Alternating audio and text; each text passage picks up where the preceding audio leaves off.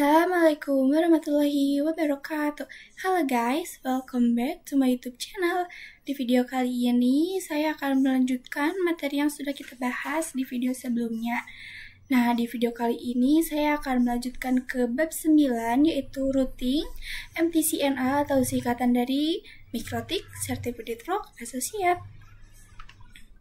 Pengenalan dan klasifikasi.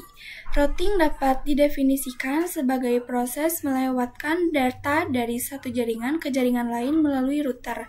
Routing bekerja pada layer ketiga pada network model. Ada juga static routing, routing yang dibuat dengan menambahkan secara manual ke routing table. Ada dynamic routing, routing yang dilakukan dengan enable fungsi protokol pada router tersebut, maka secara otomatis router akan mencari jalurnya sendiri. IGP dan EGP. IGP atau singkatan dari Interior Gateway Protocol digunakan pada Intra-Autonomous System Routing. Diterapkan untuk mengendalikan dalam satu organisasi, contohnya sekolah atau kampus, perusahaan, atau institusi lainnya. Yang kedua ada EGP atau singkatan dari Exterior Gateway Protocol, itu digunakan pada Inter-Autonomous System Routing, diterapkan untuk mengendalikan sistem administrasi yang berbeda, atau biasa digunakan dalam internet, contohnya ISP ke ISP, perusahaan ke ISP, atau kampus ke ISP, dan itu contohnya.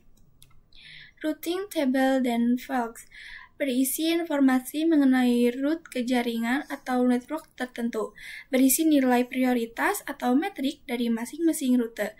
Routing table terbentuk dari yang pertama, semua rute yang berasal dari Dynamic Routing Protocol, yang kedua, semua rute untuk network yang directly connected ke router, yang ketiga, konfigurasi tambahan yaitu static router. Routing table dan flags. Nah, di sini teman-teman bisa melihat contohnya, dan ini keterangannya. Ada juga static routing. Konsep static routing.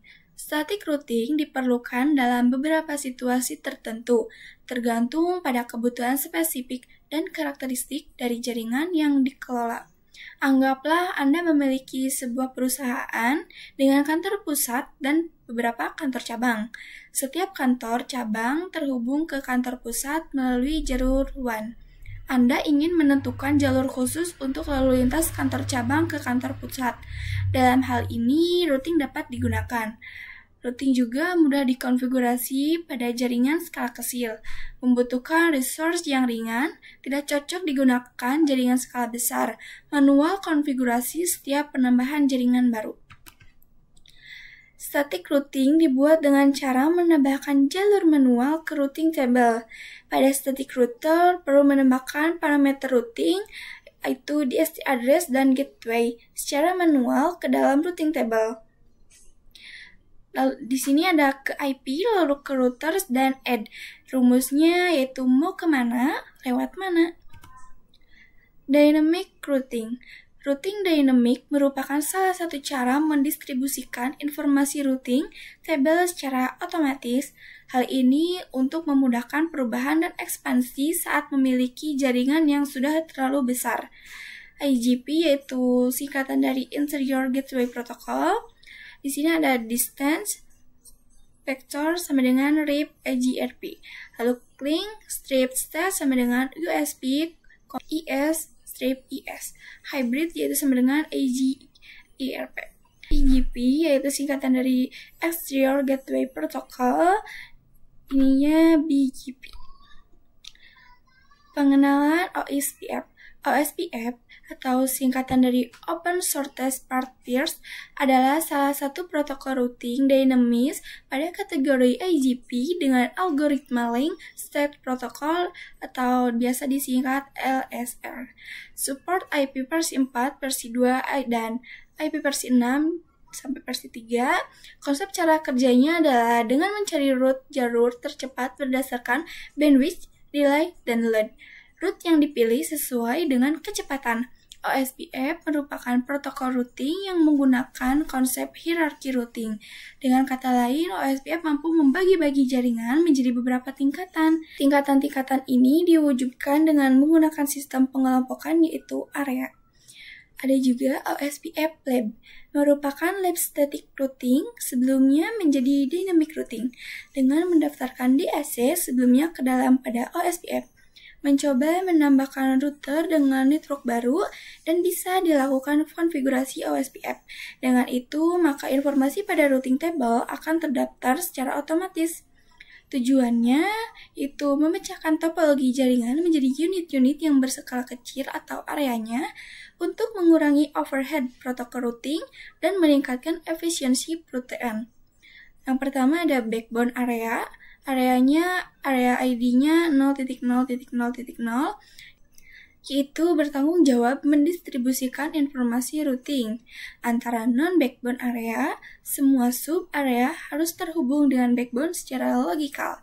Yang kedua ada standar atau default area, merupakan sub-area dari area kosong. Area ini menerima LSA intra-area dan inter-area dari ABR yang terhubung dengan area 0 atau backbone area.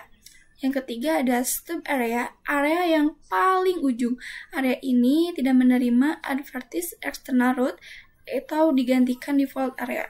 Keempat ada not so study area, stub area yang tidak menerima external router, digantikan default router dari area lain tetapi masih bisa mendapatkan external route dari router yang masih dalam satu area. OSPF prepare topology.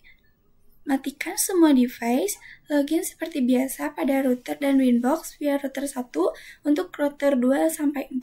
Disable semua router flag AS di semua router agar tidak bertabrakan dengan OSPF-nya. OSPF test koneksi dan redistribusi default route. Nah, teman-teman bisa melihat contohnya di sini.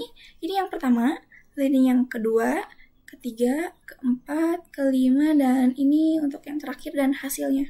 Nah, sekian materi yang bisa saya sampaikan di bab kali ini. Terima kasih sudah menonton video ini. Semoga videonya bermanfaat. Terima kasih. Wassalamualaikum warahmatullahi wabarakatuh. Bye-bye guys.